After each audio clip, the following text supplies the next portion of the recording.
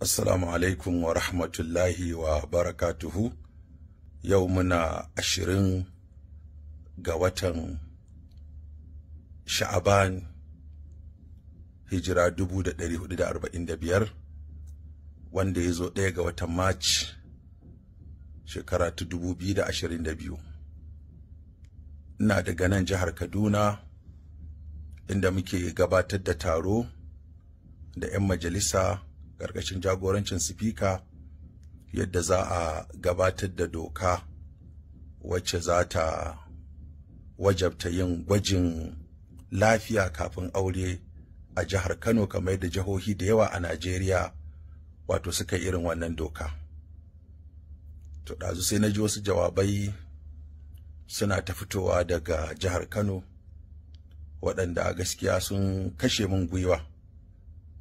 Abinda nake ta kokari na gabatar a Hizba shine gyaran tarbiyya da gyaran hali, kuma nayi iyayi na wajen gayyatar masu gabatar da fina-finai, nayi zama da su, na ba su shawarwari, mun yi maganganu da su da yawa akan yadda za a gyara tarbiyyar al'umma ta yadda ake gabatar da fina-finai wanda suka saba wa al'ada da addini da zamantakewar mu.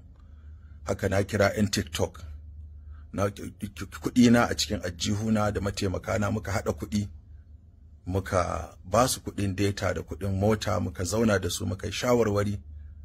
Haka nan kuma na gayyato Murja da 'yan uwanta masu yin TikTok, mun zo mun zauna da su, na ba su shawarwari, na yi musu addu'a, na kuma ba hanyoyi da zan ga cewa sun gyaru, sun nutsu, sun koma cikin hayyacinsu.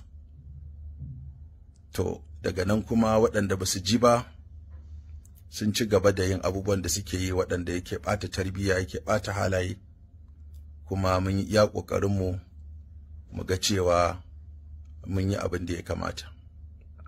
To amma ina bawa mai girma gwamna haƙuri bisa fushi da yayi da maganganu da ya faɗa, kuma ina roƙon ya min afuwa.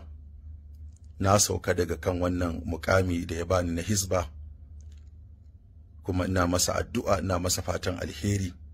Allah ya bashi nasara, Allah ya taimake shi, Allah ya taimaki gwamnatinsa, Allah ya zaunar da shi lafiya, Allah ya ɗaukaka addinin musulunci. Abinda muka yi na daidai Allah ta'ala ya karɓa, inda muka yi kuskure muna fata a yafe mana. Wassalamu alaikum.